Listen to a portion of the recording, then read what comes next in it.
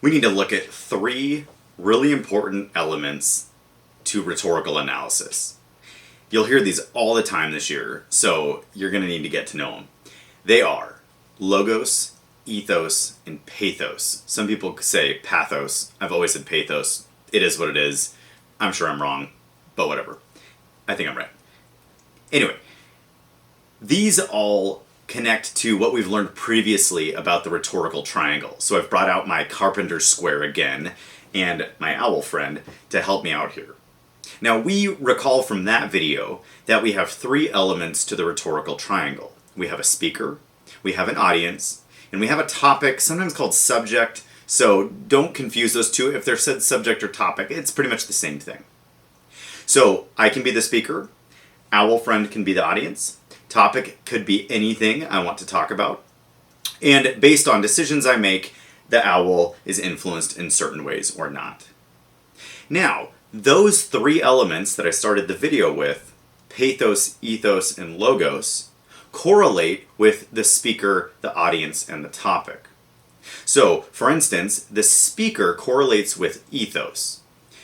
Because the quick version of ethos, and I'll make a video that goes into the depth of it, but the quick version of ethos is that it is the credibility of the speaker.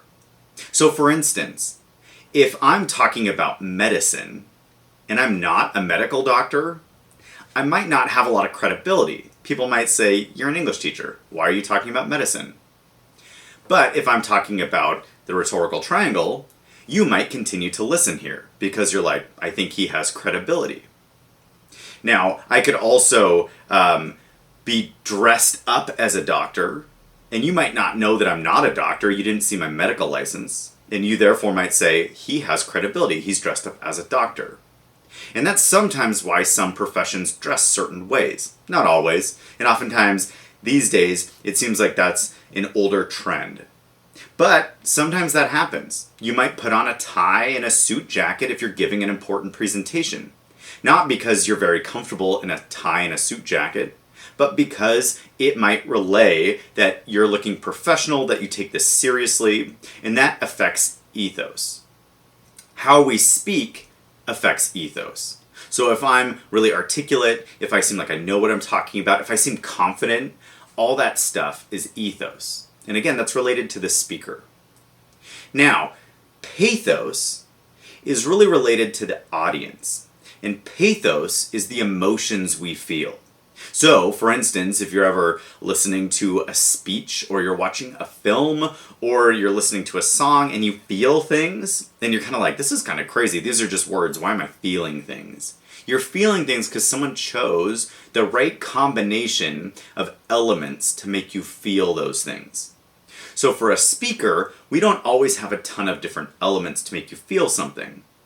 But a song doesn't only have the words, it also has the melody, it has the rhythm that makes you feel something. A movie not only has the words, it also has the visuals. And so if you've ever thought, this is a little crazy, I'm sitting in a movie theater and I'm crying at a screen that's portraying pictures, you are thinking metacognitively about this idea of pathos. That someone just put all those images on a wall and it caused you to feel something. By the way, that's good. You should feel something oftentimes during those.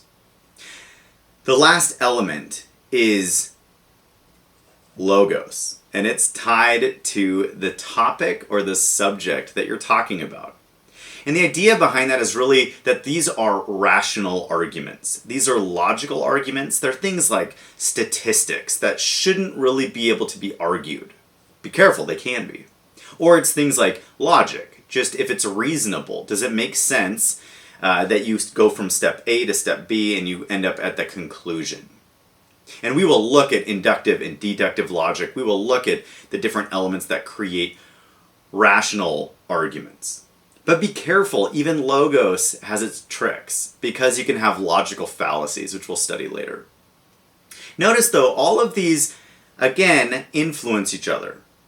So just as I'm the speaker, owl's the audience, and the topic is whatever it might be, I need that audience to understand how I'm going to make those choices. Because if I want to use my ethos to appeal to the owl, I need to think about what the owl thinks about me. So for instance, what do I wear? How do I talk to the owl? If the owl is an elderly woman, do I talk to the owl the same way I would talk to a young teenager? If the owl were a big Buffalo Bills fan, do I talk to the owl the same way I talk to a New England Patriots fan? And what you should arrive at the conclusion of, if you're following me here, is it depends on what the topic is. And ultimately what the context is, what the purpose is, etc. And those are all elements I'll get into in other videos. But that's the basic breakdown of ethos, pathos, and logos.